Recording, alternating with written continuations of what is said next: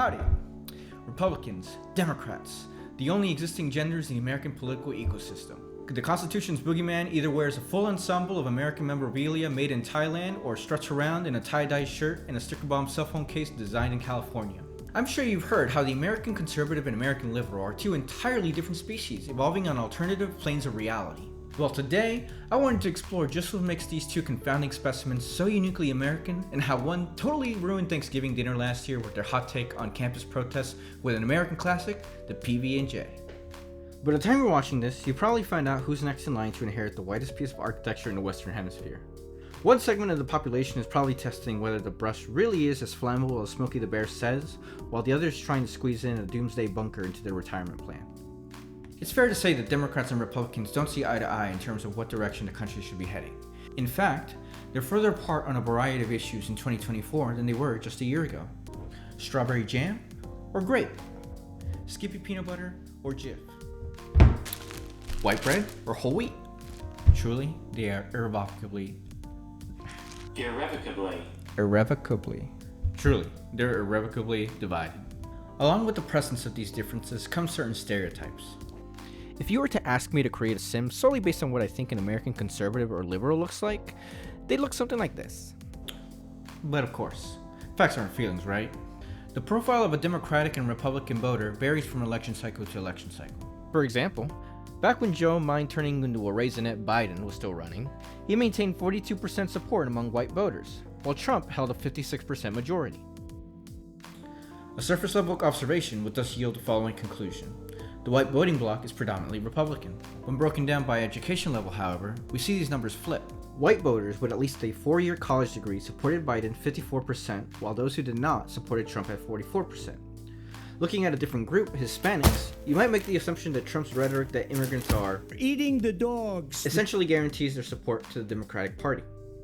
In reality, Biden only holds support among 52% of Hispanics compared to 44% for Trump. If something must be wrong with white conservatives that decide to vote for Trump, is the same also true for those Hispanics that choose to back him as well? Yeah. Hush you, this is my video. Wow. Okay, I guess I'll make a video about it later.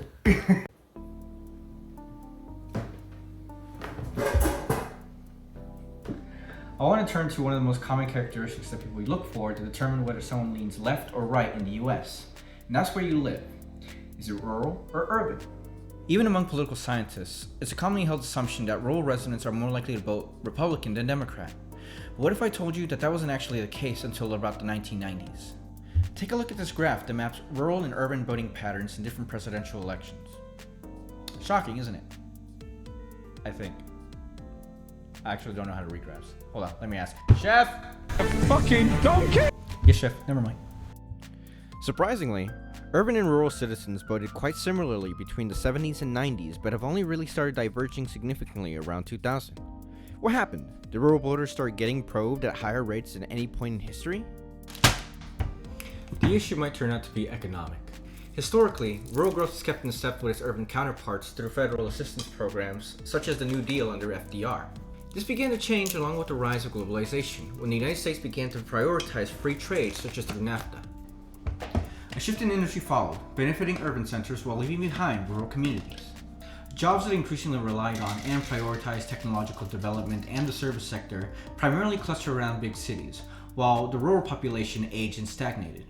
Looking at shifts in employment, 94% of all job growth in the nation since 2000 occurred in urban counties, while a full 47% of rural counties have experienced net job loss. Bringing out the dollar store blender. You see that? Boom. That's peanut butter down there. In terms of population, rural communities saw a drop of 41% between 1990 and 2019. A decrease in population means fewer opportunities for growth, leading to greater job loss and poverty. When you have dwindling economic prospects and your neck of the woods becomes a shell of its former self, typically, all that you're left with is sadness and resentment. With the feelings of abandonment on the forefront of their minds, rural voters began to see a greater rift between themselves and their urban counterparts. Opportunities for a better education favored urban communities, and as the population gained higher rates of college graduates, they stood to benefit the most from the shift into the knowledge economy and the policies that promoted it. A population that is beaten down into economic irrelevance tends to seek any solace it can in order to pull through its dilapidated condition. In comes evangelism. The rise of the Christian right occurred in the late 1970s, and as its presence in the communities was greater felt, it served as a fulcrum in which rural voters could be organized and their disappointment directed against the Democratic establishment. From there, rural voters adopted a greater hostility to government intervention as it continued to benefit the urban elite, and anger increasingly began shifting to social issues. This anger could then be continuously stoked by people who prioritize re-election while continuing to deny their constituencies' need, all in the name of opposing the radical left. People can be convinced of the most awful things if their anger reaches a boiling point. I believe this points to a larger problem of stereotypes in politics. As one political scientist puts it, when you aggregate to the national level, you lose so much. I get frustrated, especially when people talk about rural America as white America. In some states, it's Latino America. In the Deep South, it's Black America. This issue is made worse when folks with authoritative voices approach rural research with a preconception and bias that leads to hot takes and conclusions that are far removed from the researcher's original intent. If you argue that rural residents are more likely than city dwellers to excuse political violence and they pose a threat to American democracy, you contribute to the further denigration of expertise when you say, this is what the experts say about these roofs and bumpkins. All of a sudden, what looks like absurd skepticism and stubbornness on the facts on climate change, gender, abortion, etc., comes into clear view for what it is: a resentment for being disregarded, misunderstood, and belittled. Now, I wish to be fully transparent about my views over conservatives in the past. To me, it seemed wholly illogical to ascribe to the Republican platform, especially the policies that they favored. To be perfectly blunt, I still disagree with the vast majority of it. But with that disagreement came a judgment. Those who did ascribe to conservative values were incapable of exercising logic in order to see that they were being hurt by the very people that claimed to represent them. What I failed to realize is that I was belittling adults who were capable of independent thought and reasoning. I was also completely dismissing the suffering that fueled that support in the first place. Now, before some of you declare premature victory that I've taken your side, let me remind you that this video is called Left and Right Divide. My dear conservative viewers, hello, how you been? Have you tried your local ethnic restaurants lately? I promise you, you're missing out. You're not you when you're hungry after all. So what about the Dems? Aren't they all avocado toast munching, scrunchy wearing, flag burning femboys? Chef, what says you? Don't care. I would take that as a no. Like I pointed out with Republican supporters, Democrats don't conform to overgeneralized stereotypes. Yep, that's just as bad as it looks like, guys.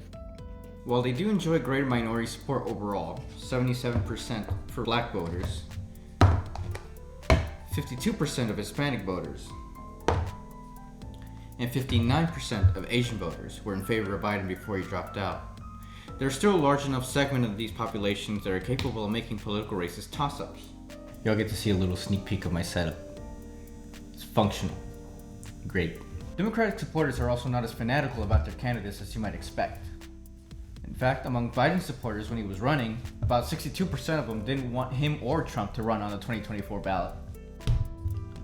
While I'm on that data point, I do want to mention that about 1/3 of Trump supporters also felt the same way about their own candidate. I guess not wanting the country to be run by old white guys is an opinion that crosses party lines. For those red-faced conservative commentators that overgeneralize the Democratic constituency's stance on crime, it might surprise them to know that violent crime as an issue for Democratic voters has greater nuance than is typically understood. A whopping 49% of voters that lean Democrat considered it a very important factor in how they would vote back in the 2022 congressional races. Black Americans in particular actually blow everyone out of the water, with 81% saying that it's an important issue for them. I guess Republican leadership are the true softies when it comes to crime. Additionally, skepticism regarding their leaders is common among liberals as well. Take Bernie Sanders and AOC for instance, popular boogeymen, or I guess boogeywomen as well, of the American right. Democratic Party stalwarts actively dismissed and worked against the Sanders campaign due to a fear that he would not appeal to moderate voters and usher in a Trump presidency. In one case in 2016, leaked emails revealed that a DNC committee communications official, Mark Postenbach, talked to a communications director, Luis Miranda, saying, wondering if there's a good Bernie narrative for a story, which is that Bernie never ever had his act together, that his campaign was a mess. In 2020, arresting his rise had emerged as a dominant topic in many Democratic circles. In both instances when Sanders was defeated, it left behind bitter feelings between the progressive wing of the Democratic Party and party establishment. This in part helps explain why AOC has avoided giving any money to the campaign arm of the House Democrats until recently, again spurred on by the desire to prevent Trump from getting back into office. This is despite the fact that in 2019, the Democratic Congressional Campaign Committee established a blacklist of consultants and vendors who worked for Ms. Ocasio-Cortez and other candidates who challenged incumbents. She and others loudly objected, and by 2021, the blacklist was dissolved. What the Democratic Party is and what it represents varies wildly within its leadership and figureheads. This variety only increases as you start considering the constituency that votes for the party's platform. Inter-party conflict shows how stereotypes of political ideologies greatly misrepresents the voters who cast their ballots from election to election. It also shows how leadership within both parties continuously seeks to pull the wool over the eyes of their constituents in order to maintain their grasp on power and to dictate the direction they believe the country should go. The American voter has their own unique priorities and circumstances that inform their decisions. The overgeneralization of Republican and Democrat does little justice to the diversity of thinking and reasoning present in the electorate. For my liberal viewers out there, I'd like to showcase some instances that might provide you with hope in your conservative neighbor's ability to engage in critical thinking. Trump's unfounded claims of election fraud in 2020 have been rebuked time and time again by the courts. His own Homeland Security officials and Attorney General had acknowledged that there was no substantial evidence to prove them to be true. Former Trump loyalists have suffered the political consequences of having been ride or die for him, including the former vice president. The existence of the Lincoln Project showcases active conservative efforts to ensure that threats to the democratic process instigated by Trump and his most extreme supporters are eliminated. And while a majority of Republicans are at least somewhat confident that Trump can make good policy decisions, only about a quarter like the way he conducts himself personally, while 52% have mixed feelings and 21% don't like his conduct. Finally and surprisingly, 41% of people who lean Republican say abortion should be legal in all enrosed cases. This increases to 2/3 if we look at moderate/liberal Republicans. And ultimately, only about 8% of Americans believe abortion should be illegal in all cases. I think this goes to show the complicated nature of voter preferences. Realistically, we're rarely able to have our ideal candidate on the ballot. Therefore, we have to weigh whether our values are best represented by one camp or another. A Democratic voter might be wary of Bernie because they hold reservations about the economic impacts of his policies. Another would be skeptical of Biden due to his toughening stances on asylum policy. A Republican voter could be turned off by the immorality of Trump's actions in and out of the office. Another would ignore his deplorable behavior altogether. But what both sides fear the most is irrelevance, being sidelined and suffering below the perceived oppression of the other side. When we fear others, we are willing to compromise on our own moral values if it means that our fears will not be realized. And there I guess is my point. We fear each other because we have built a picture of the other side that causes us to despair for the future. The reality is, however, that we are all people that wish to be secure within our own lives. A great majority of us are capable of reasoning and empathy. Only the fringes of the political left and right prevent us from seeing this, as they often yell the loudest. There has to be a reckoning where the American left and right realize what role they played in the degradation of political discourse and come to terms with the stereotypes that inform their perceptions. For the Democrats, a realization of how governmental policies benefited the places that they lived in, while leaving behind those who fell out of that sphere, and simultaneously engaging in a discourse that vilified the other side's ability to think critically. For the Republicans, a realization of how the resentments that have festered in the past 2 to 3 decades could have been manipulated to push them to accept governmental actions and conspiracy theories that they otherwise wouldn't have agreed with if it wasn't for the fact that they were hurting. The peaceful transition of power and conceding when you have been beaten is the bare minimum that we require from our leaders who claim to have the good of the nation at heart. It takes more guts than you know to surrender the most powerful position in the world. Respecting people is a standard of dignity that should be afforded to everyone, regardless of race, ethnicity, gender, sexual orientation, and political affiliation. Well, unless you're like Diddy or Weinstein. Our representatives must be held accountable to the needs of all their constituents, not only those that will back them on the ballot. Violent, hateful, and undemocratic language would be something that we would never tolerate from somebody that we didn't support. Why should it be acceptable from one that we do? Don't let people who claim to represent you fool you into believing that the other side will destroy your way of life. Peanut butter and jelly live between the same slices of bread. They commingle better together than apart. Thanks for watching.